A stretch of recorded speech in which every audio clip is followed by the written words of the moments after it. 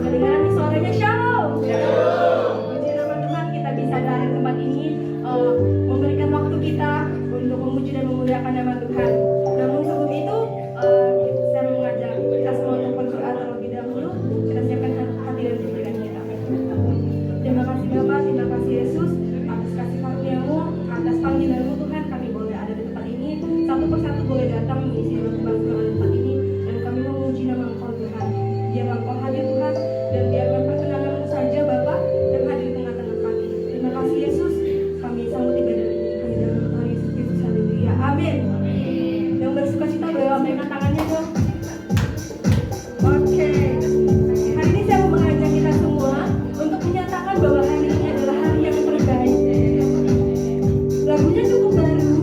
Saya harap teman-teman semua udah tahu lagunya ya. Saya ngajak semua untuk bangkit berdiri yuk. Kita mau menyatakan hidup kita itu ada di tangan Tuhan. Hidupku ada di tangan-Mu.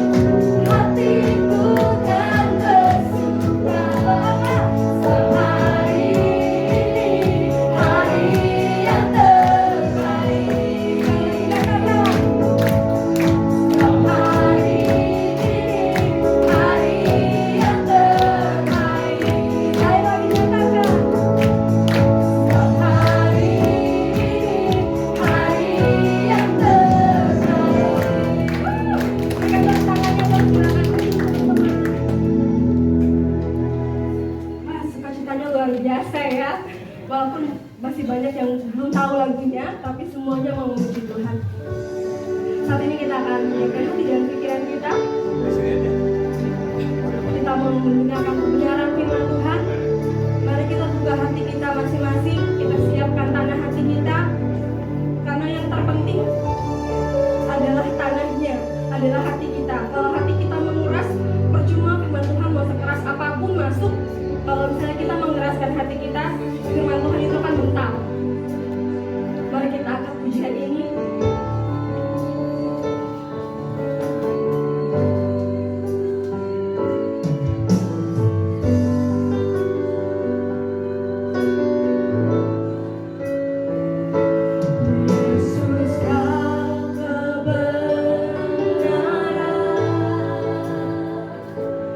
Yang menyelamatkanku.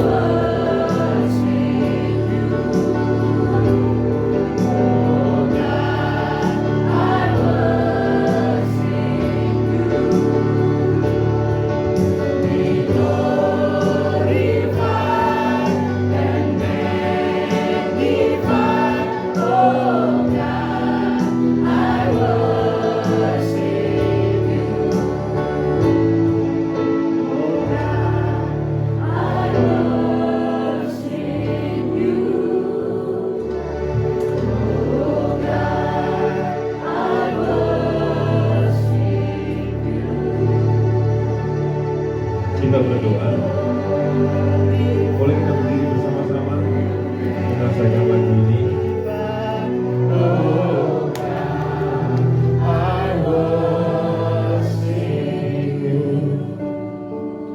Kami mengucap syukur untuk siang hari ini di tengah orang lain, saudara-saudara kami beribadah menurut kepercayaan mereka. Kami pun juga meluangkan waktu kami menyembah Tuhan, memuji Tuhan, dan mendengarkan kebenaran firman-Mu. Roh Kudus berbicara di tengah-tengah kami.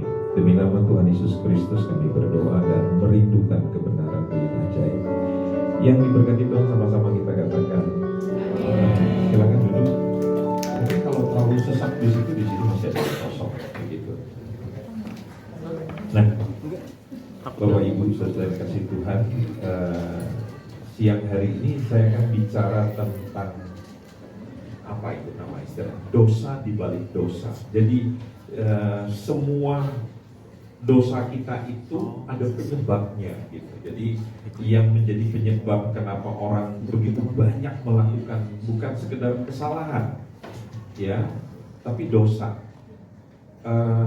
Pada waktu saya belajar psikologi begitu, pada waktu saya kuliah psikologi S2 ataupun S3, itu selalu orang mengatakan begini, persoalan dalam hidup manusia itu bukan disebabkan karena apa-apa, tetapi karena ya masalah lagi, karena adanya persoalan begitu, sehingga menyebabkan persoalan-persoalan yang lainnya. Kalau kita bicara di dalam Alkitab, persoalan itu disebabkan karena dosa. Ya, dosa menyebabkan manusia menjadi bodoh. Ya, mau sekolah tinggi tetap bodoh, begitu. Buktinya apa? Punya istri tapi berselingkuh, itu bodoh. Anggap ya, ya. Jadi seringkali orang berpikir bahwa orang pandai itu adalah orang yang mempunyai status sosial, punya uang banyak, punya wibawa gitu. Saya suka bilang pada laki-laki, bagi laki-laki itu yang perlu yang dijaga itu bukan wibawa, tapi bawahnya. Karena kalau bawahnya nggak dijaga, wibawanya hilang. Betul kan? Iya kan? Ya, begitu. Jagat kita Indonesia sekarang sedang diramaikan tentang presiden yang kita anggap baik, tapi di ujung pemerintahannya melakukan politik dinasti. Kita nggak ingin bicara politik, ya. Pada waktu saya ditanya oleh teman-teman saya di DPR, di mana menurut Pak Pendeta begitu, saya bilang itu yang kebenaran katakan dalam kitab Amsal. Banyak orang melakukan kebaikan, tapi siapakah yang setia? Jadi kesetiaan itu adalah sesuatu yang mahal, saudara. Ya, jadi disitulah kita bisa melihat sebuah pembelajaran. Kita tidak perlu jadi negatif, kita tidak perlu jadi pesimis, tapi disitulah kita lihat bahwa orang yang kita puja tetap manusia biasa, yang tetap punya kesalahan. Kita perlu belajar dari kebenaran. Nah, dosa apa itu yang melatar belakangi semua dosa yang terjadi di dalam hidup manusia? Ya, kita baca Keluaran pasal yang ke-20 ayat yang ketiga. Perhatikan di situ. Keluaran 20 ayat yang ketiga. Kalau sudah dapat, kita baca sama-sama, ya. Keluaran 20 ayat yang ketiga. Sudah dapat semuanya? Oke, kita baca sama-sama. Jangan ada padamu Allah lain di hadapanku. Menurut saudara, ini hukum yang keberapa? Kan ada 10 hukum Taurat. Kalau saya menyebutnya 10 aturan kehidupan gitu. Ya.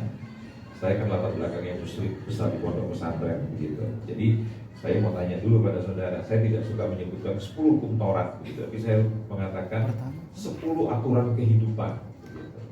Jadi jangan sampai orang berpikir kalau kita sudah menerima anugerah, Taurat itu tidak berlaku, karena Taurat itu punya 3 macam jenis. Nah, tapi Taurat yang seperti begini, 10 hukum Taurat ini tidak boleh dihapus.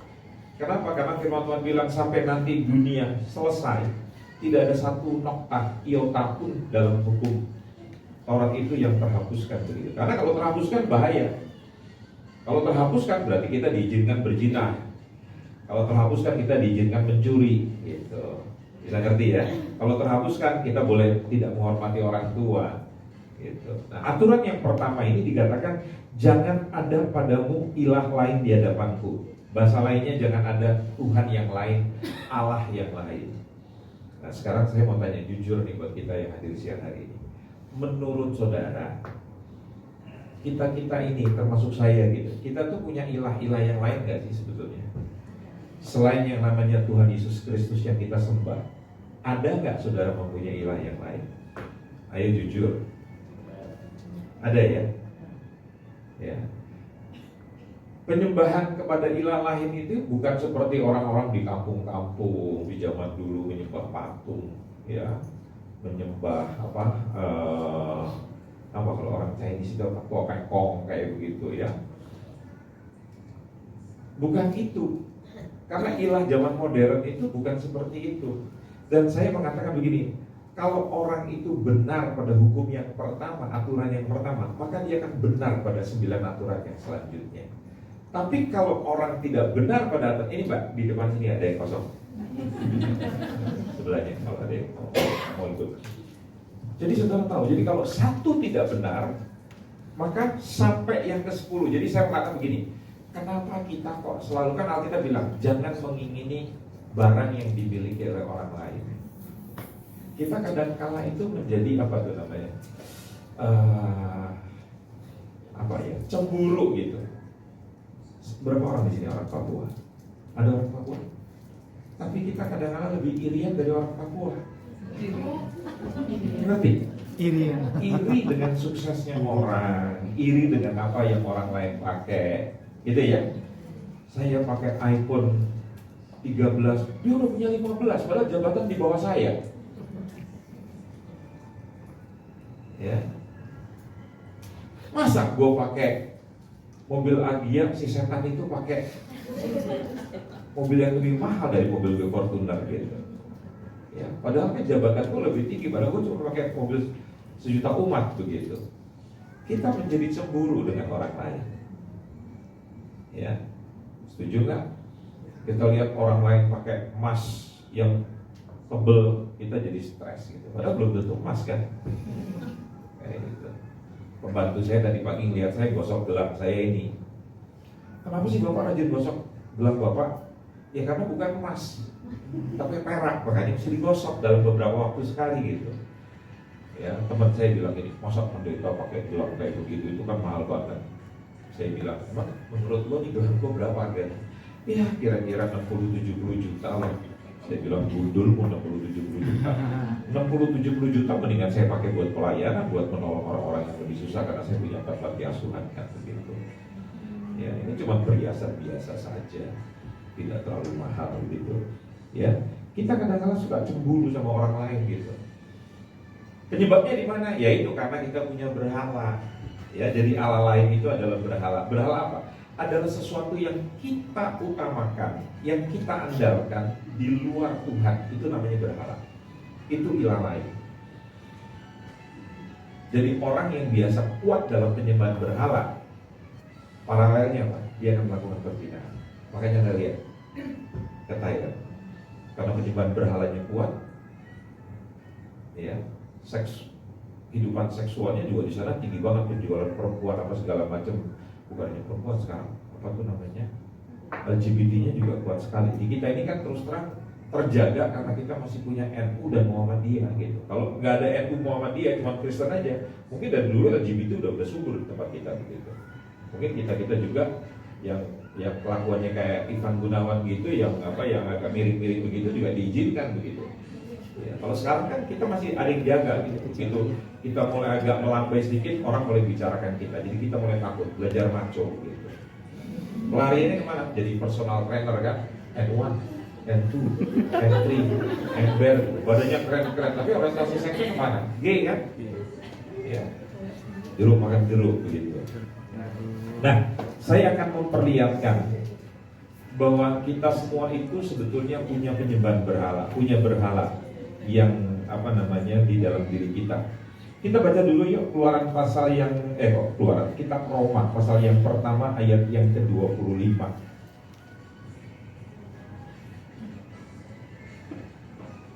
Roma 1:25, sebab mereka menggantikan kebenaran Allah dengan apa?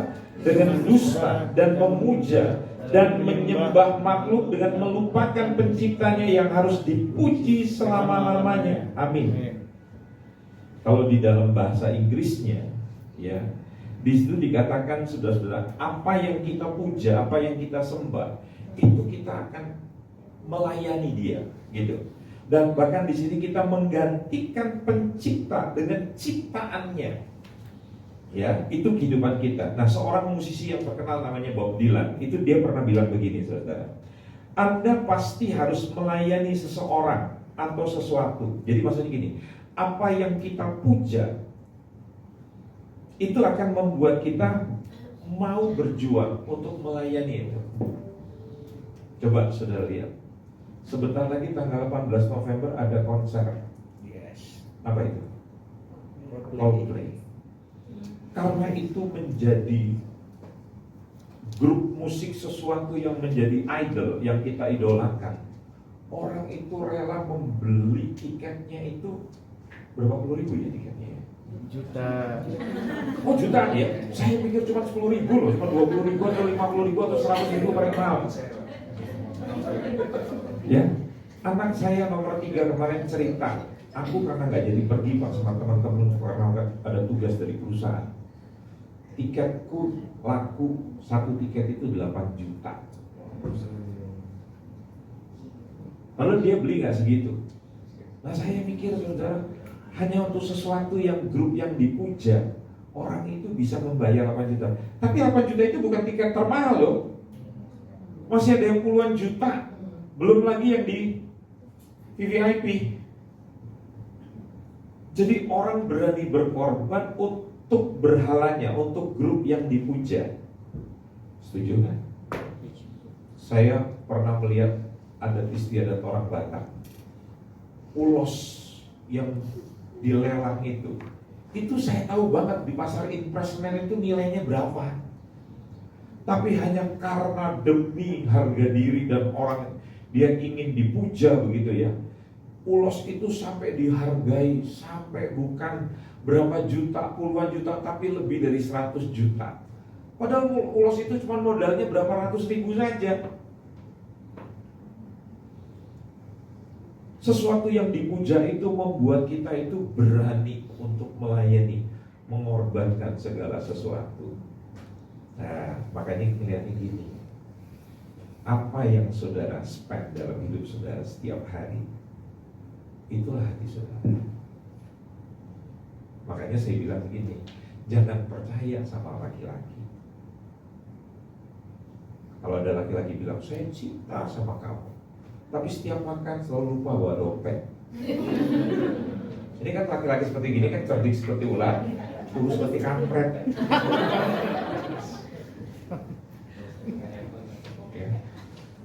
Ya bawa handphone, sekarang kan digital kan, dia bilang, waduh aplikasi gue kehapus begitu kan, kira-kira kan begitu. Ya, saldonya habis gue lupa isi gitu ya. Pokoknya berbagai macam cara lah. Kita perlu mengerti, kalau dia bilang cinta sama kamu, tapi uang itu tidak mengalir ke kamu, berarti perkataannya itu apa? Bohong. Saya cinta Yesus, tapi sampai hari ini jangankan memberi hidupnya, perpuluhan aja jadi masalah. Tangkap ya, orang Kristen gak usah kasih perpuluhan. Padahal kita bilang kalau kamu punya 2, lihat saudaramu telanjang, berikan pakaianmu 1. Coba persentasenya kan berapa? 50%. Iya kan? Tapi itu belum terbesar. Alkitab bilang apa? Tidak ada kasih yang terbesar selain orang yang memberikan nyawanya buat orang lain. Sekarang saya tanya jujur, mana yang lebih bernilai? Nyawa kita atau harta kita? Saudara ditodong. Terus saudara bilang apa? Bunuh! Gitu. Tikam silakan gitu. Enggak, lebih baik saudara pulang pakai tanah Batman, tapi nyawa saudara selamat, betul nggak? Nggak ada arti. Teman saya satu hari dia pakai jam tangan itu, tahun itu ya, tahun 90-an itu, dia pakai jam tangan itu ratusan juta. Sekarang mungkin sudah miliaran itu. Ya. Dan dia ditodong. Ya. Mobil sportnya itu dipatahkan itu semua, lantas jam tangannya diambil, dompetnya diambil, semua segala macam. Dia bilang sama saya gini, Daripada gue mati mas, mendingan gue serahin semua lah. Besok juga gue kerja bisa diambil gitu. Kalau saudara punya penghasilan yang banyak, handphone yang harganya 20 jutaan lebih ini, kalau hilang, saudara bisa beli 10 lagi kok. Kalau saudara menjadi seorang yang bisa menghasilkan, betul kan? Gitu. Jadi segala sesuatu yang Anda bisa bayar dengan uang itu namanya bukan masalah. Begitu tidak bisa dibayarkan dengan uang itu masalah. Nah itulah teman saya. Baru tadi pagi dia cerita, saya punya uang Anda sudah habis 3 miliar lebih untuk kanker di koma saya. Dan saya nggak tahu berapa lagi yang harus dihabiskan. 3 miliar itu dihabiskan dalam waktu belum sampai 1 bulan. Dia berobat di sini.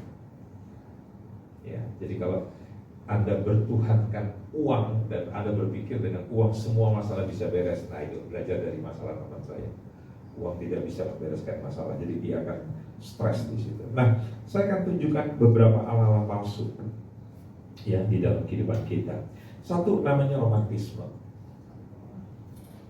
Ya, romantisme itu berkata begini, you are nobody till somebody love you. Ada orang-orang yang menyembah romantisme, di mana romantisme itu menjadi Allah mereka, menjadi ilah mereka.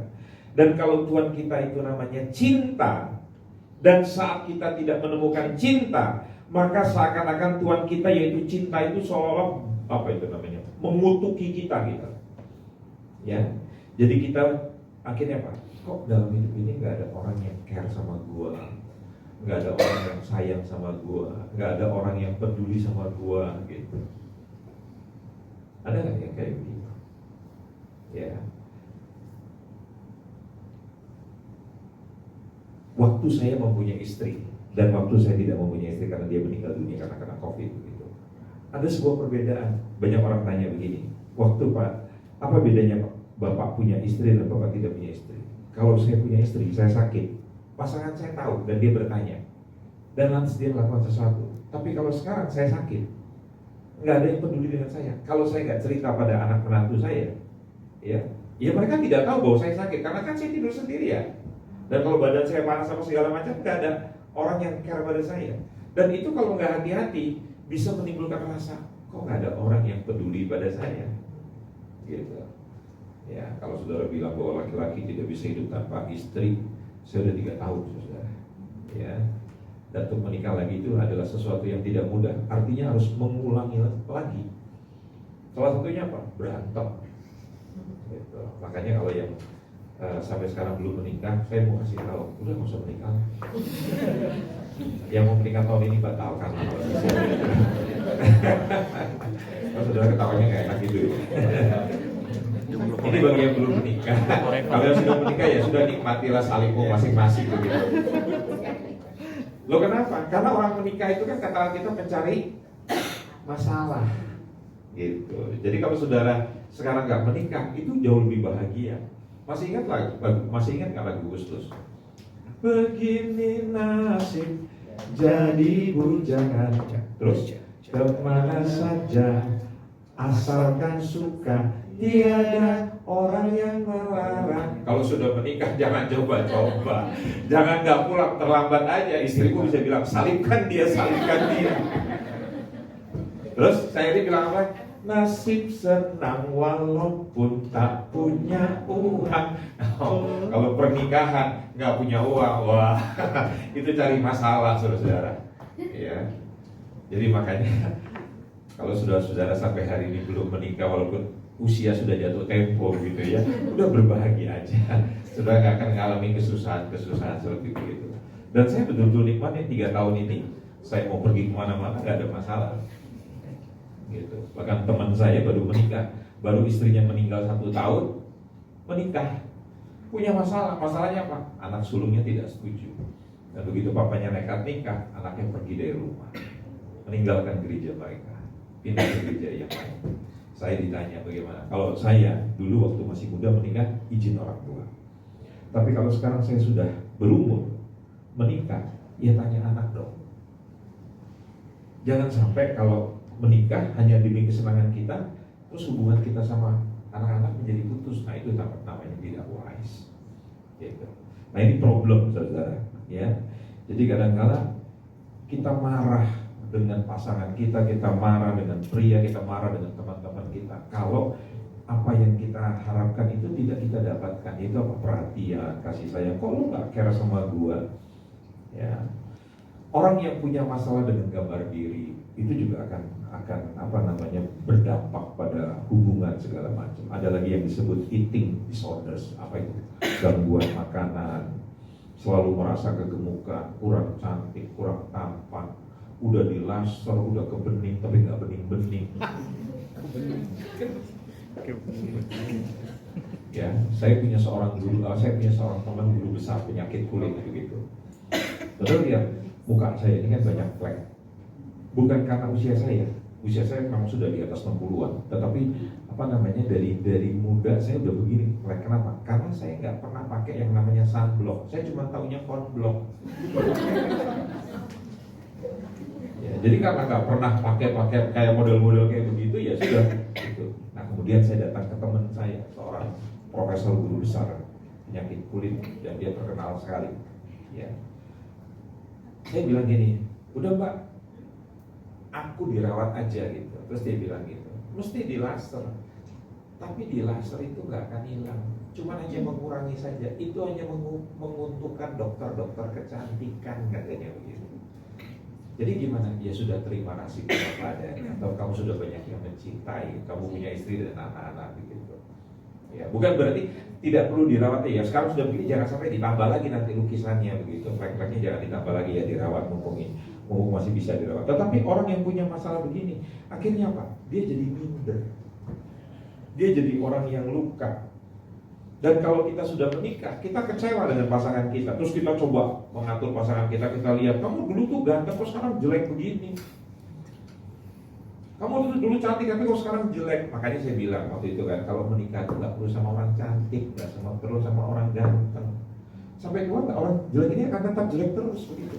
Tapi kalau sudah menikah sama orang cantik, tuanya berubah jadi jelek, kan sudah sampai kaget-kaget gitu kan. Jadi jelek sekarang gitu kan. Ini khususnya yang belum menikah ya. Gak perlu pilih yang cantik supaya nanti tua gak berubah, tetap jelek terus begitu. Gak akan terkejut begitu. Tapi kalau sudah menikah sama orang cantik, ya nanti tuanya jadi jelek begitu. Itu ilah yang pertama. Ilah yang kedua, work, pekerjaan atau karir. You are nobody until somebody says you are successful. Ya, bekerja itu memang adalah panggilan saudara. Tetapi kalau sampai saudara berpikir bahwa saya harus menjadi orang yang sukses, ukuran sukses itu kan relatif. Tapi kalau suksesnya saudara itu diterjemahkan dengan apa kata orang, ya, ada orang mengatakan kamu adalah apa yang kamu makan gitu. Kalau kamu makan di kaki lima, kamu itu bukan orang hebat. Orang yang hebat itu adalah orang yang makan di hotel bintang 5. Lalu sekarang saya tanya, makan gado-gado di hotel bintang 5 sama makan gado-gado di pinggiran jalan Sabang sini, bedanya apa?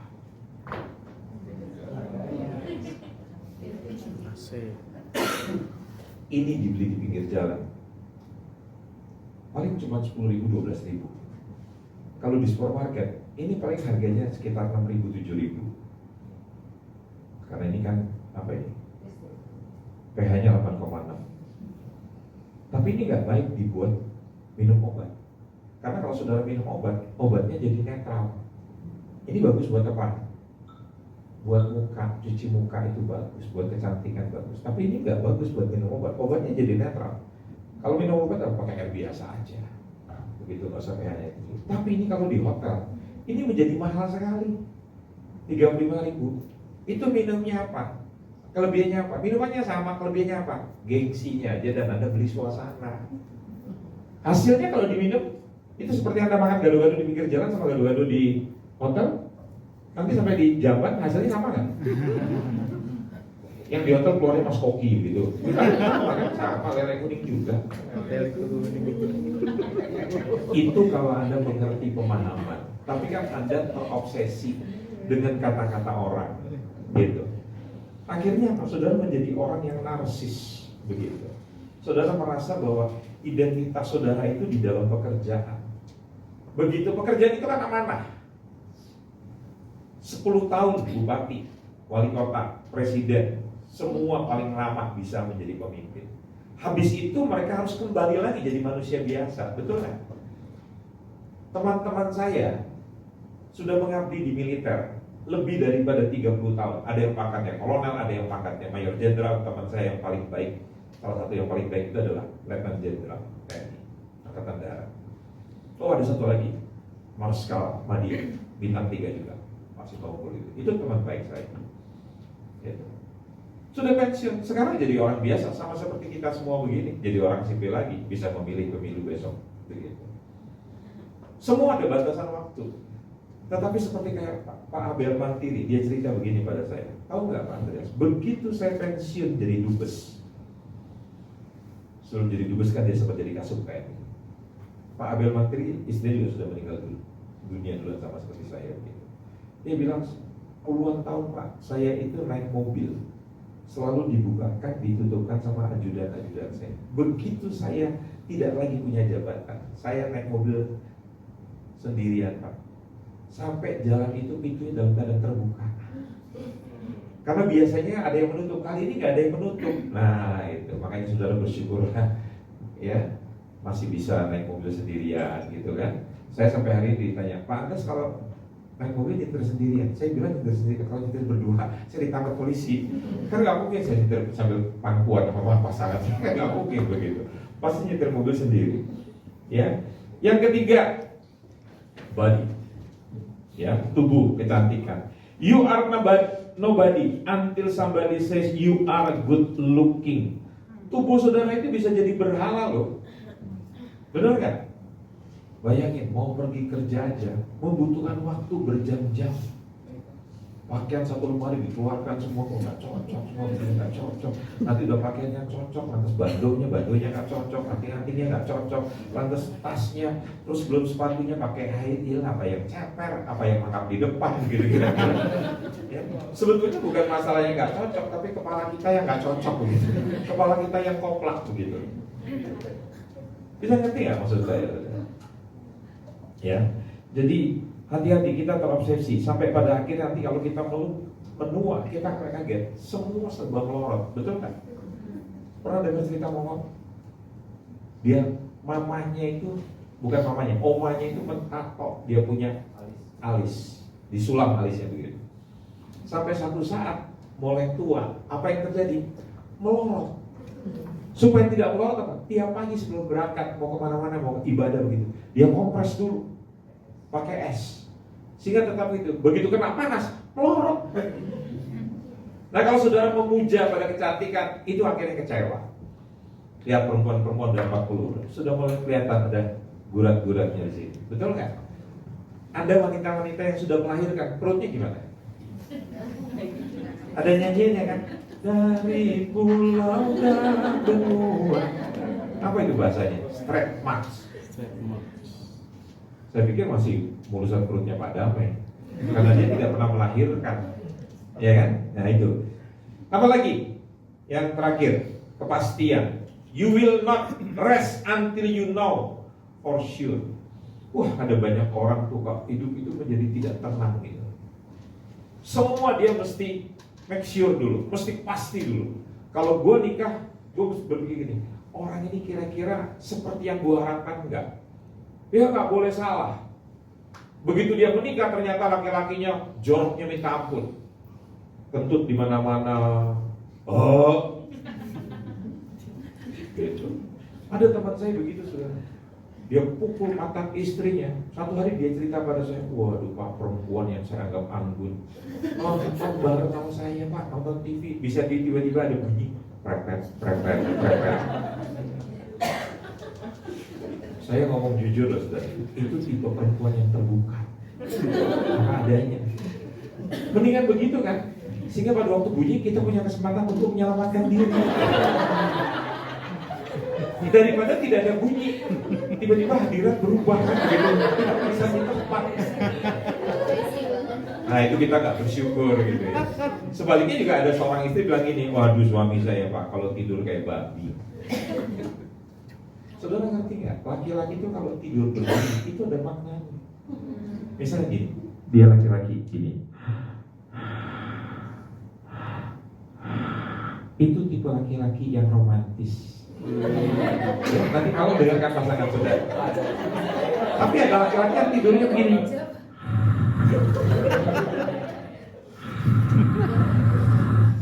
Nah itu tipe laki-laki yang dinamis, bersemangat. Bayangin tidurnya semangat. Tapi ada laki-laki yang tidurnya kayak gini.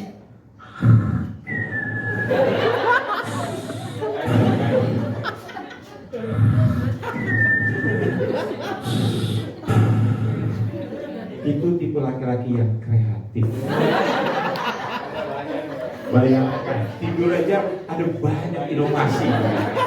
Jadi jangan dihina nanti malam kalau tidur dengarkan pasangan saudara, suami saudara pagi-pagi puji pasangan. Anda itu hebat ya, romantis banget. Inovatif. Bersemangat, bayang tidur aja bersemangat. Selalu bersemangat. Jangan dihina begitu. Nah, saudara kalau nggak hati-hati, semua ini bisa menjadi hal-hal yang tidak baik dalam kehidupan kita. Saya mau tutup dengan sebuah ayat. Roma 1:20-23. Mereka berbuat seolah-olah mereka penuh hikmat, tetapi mereka telah menjadi bodoh. Mereka menggantikan kemuliaan Allah yang tidak fana dengan gambaran yang mirip dengan manusia yang fana. Burung-burung, binatang-binatang yang berkaki 4, atau binatang-binatang menjalar. Jadi saudara-saudara, kadang-kala kalau kita menjadi orang yang selalu berpikir bahwa apa yang kita harapkan itu harus betul-betul seperti apa yang kita inginkan gitu. Apa yang terjadi? Realitas dengan apa yang kita harapkan itu kan seringkali tidak sama. Apa yang terjadi? Saudara menjadi kecewa. Kenapa? Karena saudara punya gambar, punya berhala. Bukan seperti yang Tuhan katakan, tetapi seperti apa itu? Gambaran yang saudara ciptakan sendiri. Sampai ada orang bilang gini, gue kecewa sama Tuhan. Loh kenapa dia bisa kecewa sama Tuhan? Karena dia punya gambaran Tuhan itu seperti yang ada di dalam pikirannya dia. Nah Tuhan itu nggak begitu. Ya, saya udah berkorban segala macam, saya udah memberikan apa segala macam. Anak saya pertama sudah saya serahkan kepada Tuhan untuk melayani Tuhan. Tapi kok gantinya begini? Terus seorang ibu bilang gini, maksudnya gimana Bu? Suami saya meninggal sebulan yang lalu. Anak saya yang nomor 3 meninggal 2 minggu kemudian. Dan seminggu kemudian anak saya yang bungsu meninggal kemudian. Saya marah, saya kecewa dengan Tuhan. Nah itu artinya apa? Di dalam diri dia ada berhala. Tuhan seperti dalam gambarnya dia. Ya, Tuhan itu kan nggak begitu. Tuhan itu kan kita harus belajar. Jadi berhala itu adalah segala sesuatu yang menggantikan posisinya Tuhan. Dengarkan kalimat saya.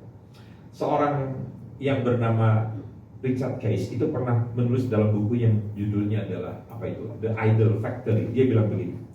Penyembahan berhala dimulai dengan pemalsuan Tuhan.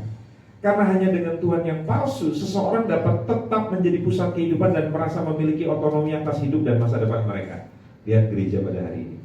Yang diberitakan itu kebanyakan tentang sukses, tentang mujizat. Dan kita menjadi senang. Alkitab itu, Tuhan itu tidak dibicarakan secara komprehensif, secara utuh gitu. Sehingga kita cuma melihat gajah itu, orang buta itu kalau pegang kakinya gajah dia bilang gini, oh gajah itu seperti tiang. Begitu dia pegang badan, gajah itu seperti tembok. Nah sekarang itu orang itu berpikir ke gereja itu menerjemahkan firman Tuhan, menerjemahkan khotbah-khotbah itu seperti yang dia inginkan. Yesus memberi kekayaan, Yesus memberi kemakmuran, Yesus memberikan keajaiban. Kamu pasti sembuh, kamu pasti sukses, kamu pasti kaya. Nah kita punya gambaran. Begitu kita tidak mencapai seperti gambar yang kita harapkan, apa yang terjadi? Kecewa kita. Dan pada akhirnya apa? Karena kita harus kaya, kita kredit mobil. Nggak mampu, kita pergi ke pegadaian menyelesaikan masalah tanpa masalah, tapi menimbulkan problema. Betul. Saya nggak pernah malu, saudara. Anda tahu, saya menikah puluhan tahun tidak punya rumah. Orang bertanya, Pak Andes kan pembicara terkenal, personal trainer di berbagai tempat perusahaan di Indonesia, gitu. Pasti uangnya banyak. Kenapa tidak punya rumah? Saya bilang, Ya saya belum berpikir punya rumah, padahal anak-anak saya udah pada dewasa. Sampai satu hari Tuhan buat keresahan pada diri saya. Disitulah saya baru berpikir soal rumah. Tetapi saya nggak pernah ngoyo. Saya hanya berpikir gini, kalau saya harus punya rumah, maka Tuhan akan memberikan. Tidak perlu berhutang. Sampai hari ini saudara tahu, saya menikah 37 tahun, 3 tahun yang lalu ya. Jadi sekarang saya udah 40 tahun. 37 tahun saya menikah, saya nggak pernah punya utang. Sampai saya berdiri di tempat ini, saya nggak pernah punya utang. Ada dipakai, nggak perlu cerita sama orang. Sebagai seorang hamba Tuhan Pak Damai, saya bisa aja kalau lagi nggak punya duit, berkunjung aja ke rumah jemaat pas jam makan siang. Bisa kan? Pak Ari Tonang, saya mau datang mendoakan opung, begitu kan kira-kira begitu. Ya itu kan sambil menyelap minum air. Tidak pernah saya lakukan. Ya, kalau saya tidak punya uang, saya berdoa sama Tuhan, menangis di kaki Tuhan. Begitu. Jangan sudah pikir hamba Tuhan seperti saya tidak pernah mengalami tidak punya uang. Ratusan anak, lebih dari 200 anak pada yang sekarang saya hidupi. Ya, makan dari pajak saya begitu. Ya. Dan saya tidak pernah utang. Mereka tidak pernah makan beras raskin.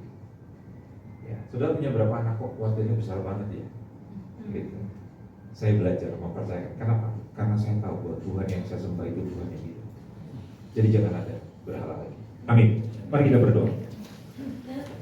Bapa, Engkau memberkati semua kekasih-kekasih Tuhan yang luar biasa ini, sehingga mereka bisa melihat Tuhan dalam pribadi yang utuh, yang bukan menyediakan apa yang kami inginkan, tapi menyediakan apa yang kami butuhkan, sehingga kelebihan yang kami terima adalah untuk memberkati orang lain, bukan menaikkan standar hidup kami, bukan menjadikan diri kami show pamer tentang sukses kami, tapi kami tetap menjadi orang yang sederhana, menjadi orang yang rendah hati, yang selalu menjadikan Tuhan yang terutama dalam hidup kami, dan kami jadi berkat bagi banyak orang. Berkatilah semua hamba-hambamu ini, anak-anakmu yang luar biasa, Pak Damai dengan teman-temannya semua di dalam Smart Friend. Kehadiran mereka dalam perusahaan ini justru akan menjadi berkat bagi owner, bagi semua manajemen di dalam perusahaan ini. Demi nama Bapa, Putra, dan Roh Kudus, kami berdoa semuanya dalam nama Tuhan Yesus Kristus. Yang diberkati Tuhan, sama-sama kita katakan.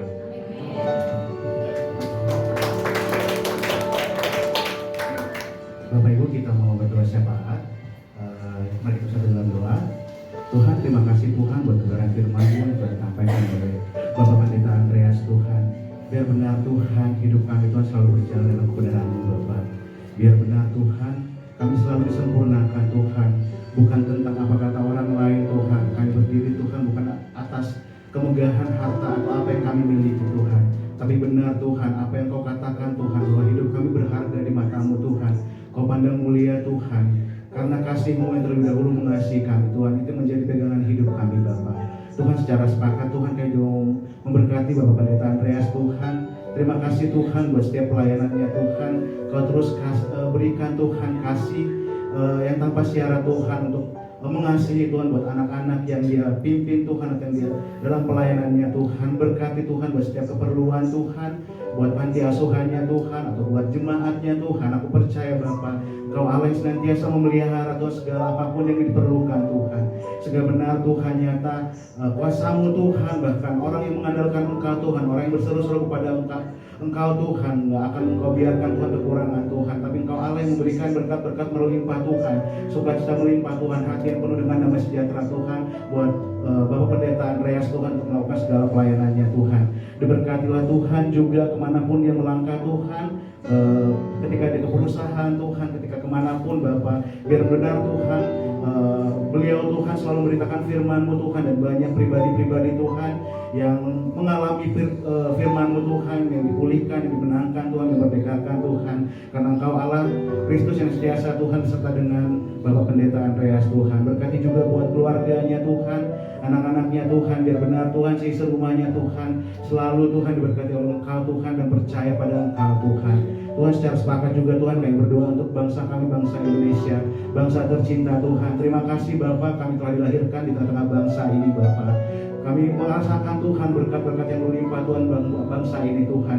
Dan kami tak lupa Tuhan untuk memberkati para pemimpin kami Tuhan, buat presiden Tuhan, buat staf-staf pemerintahan Tuhan, buat dari staf-staf pemerintahan yang paling tertinggi Tuhan, bahkan paling terkecil sekalipun Tuhan, bahkan di dusun-dusun Tuhan. Biar kiranya Tuhan Kau Allah senantiasa memberkati mereka Tuhan, berikan hikmat marifat dari Engkau Tuhan, hati yang penuh dengan kebijaksanaan Tuhan. Biar benar Bapa, banyak pribadi-pribadi Tuhan, bahkan anak-anak Tuhan yang Kau pakai Tuhan untuk menjadi alat-Mu Tuhan, untuk membawa kesejahteraan Tuhan di tengah-tengah bangsa kami Tuhan. Tuhan, kami juga berdoa Tuhan buat pemilu Tuhan, bahkan setiap persiapan Tuhan untuk tahun 2024 Tuhan. Biar kiranya Bapa, biar terjadi Tuhan pemilu yang penuh dengan damai sejahtera Tuhan, tanpa ada kekerasan Tuhan atau tanpa ada kerusuhan Tuhan. Tapi benar Tuhan, siapapun pribadi pemimpin yang Kau telah tetapkan Tuhan untuk bangsa ini Tuhan, kami menjadi orang-orang Tuhan yang mendukung Tuhan setiap pribadi-pribadi itu Tuhan, dengan penuh dengan doa Tuhan. Biar benar Tuhan, setiap anak-anak Tuhan Bapak, tidak ada lagi Tuhan perkataan-perkataan kutuk Tuhan, tapi biar benar Bapak, ada kata-kata berkat Tuhan buat bangsa kami Tuhan, bangsa Indonesia Tuhan. Kami serahkan Tuhan buat ketetapan-Mu Tuhan, buat bangsa ini Tuhan, buat waktu-waktu ke depan, buat tahun-tahun ke depan Tuhan, dan nyatakan kuasa-Mu Tuhan di tengah-tengah bangsa kami ini Bapa. Tuhan, kami juga berdoa Tuhan buat Smart Plan Tuhan. Secara khusus Tuhan, kami berdoa buat manajemen Tuhan, buat para pemimpin kami Bapa, buat setiap kebijakan-kebijakan yang telah ditetapkan Tuhan. Biar benar Tuhan, ada keadilan Tuhan, ada kesejahteraan Tuhan buat setiap karya kerohanian Tuhan. Dan kami percaya Bapa, Kau Allah senantiasa Tuhan menyertai Tuhan buat setiap kebijakan-kebijakan yang ditetapkan oleh para pemimpin kami Bapa. Tuhan, kalau sebentar lagi Tuhan, terutama buat Smart Plan Tuhan, untuk merayakan Natal Tuhan, Kau berkati setiap panitia Tuhan, biar setiap apapun dana yang dibutuhkan Tuhan, buat setiap rencananya Tuhan, buat bakti sosial Tuhan, buat ibadah Natal Tuhan secara korporat Tuhan, Indonesia Tuhan, dengan regional dan pusat Tuhan. Kami percaya Bapak, ini bukan Natal yang seperti biasanya Tuhan. Kami percaya tahun ini Tuhan ada terobosan yang baru Tuhan terjadi di tengah-tengah kantor kami Smart Plan Tuhan. Biar benar Tuhan, nama Tuhan semakin dimuliakan Tuhan, ditinggikan dan diagungkan Tuhan di tengah-tengah Smart Plan ini Tuhan. Dan banyak Tuhan, jiwa-jiwa Tuhan, karya-karya yang semakin haus Tuhan dan antusias Tuhan untuk beribadah pada Engkau Tuhan. Biar benar Tuhan, sesuai dengan tema Tuhan, pengharapan yang tanpa batas Tuhan. Kami percaya Tuhan, bahwa setiap pribadi-pribadi karyawan Smart Plan Tuhan memiliki pengharapan yang teguh Tuhan di tengah badai kehidupan Tuhan, bagi setiap pekerjaan Tuhan yang kami lakukan Tuhan. Tapi kami mau tetap berpengharapan hanya kepada Yesus satu-satunya Bapa. Tuhan, kami juga berdoa Tuhan buat pribadi jemaat di persekutuan doa ini Tuhan. Terima kasih Bapak buat teman-teman kami Tuhan yang masih antusias Tuhan, yang selalu rindu Tuhan. Kami berdoa Tuhan, biar kiranya Tuhan, apapun yang mereka tabur Tuhan, apa yang mereka lakukan Tuhan, yang penuh dengan kehausan Tuhan, tidak akan pernah sia-sia Tuhan. Biar benar Tuhan, iman kami semakin disempurnakan Tuhan, dan kami menjadi berkat Tuhan, bahkan menjadi terang Tuhan buat pribadi-pribadi Tuhan di divisi kami berada Tuhan. Dan biar benar Tuhan, pakai hidup kami Tuhan menjadi dampak Tuhan yang berpengaruh Tuhan di tengah-tengah kami berada, baik di tengah-tengah keluarga kami Tuhan, di tengah gereja kami Tuhan, bahkan di tengah-tengah kantor ini Tuhan. Terima kasih Bapak, berkati juga Tuhan buat teman-teman kami yang belum bisa hadir Tuhan. Biar kiranya Tuhan, mereka yang sakit disembuhkan Tuhan, mereka yang berbeban berat Tuhan memperoleh pengharapan Tuhan, memperoleh jawaban kepada Engkau Tuhan. Biar mereka tidak menjauh tersesat Tuhan, tapi mereka bisa kembali bersekutu bersama kami Tuhan. Itulah kerinduan kami Bapak. Terima kasih Tuhan buat ibadah hari ini Tuhan. Semoga kami bersyukur Tuhan, dan kami percaya Tuhan kebenaran firman-Mu Tuhan membakar semangat kami Tuhan, dan roh kami semakin antusias dalam Engkau Tuhan. Terima kasih Bapak, dalam nama Tuhan Yesus kami mengucap syukur. Amin. Tuhan Yesus memberkati.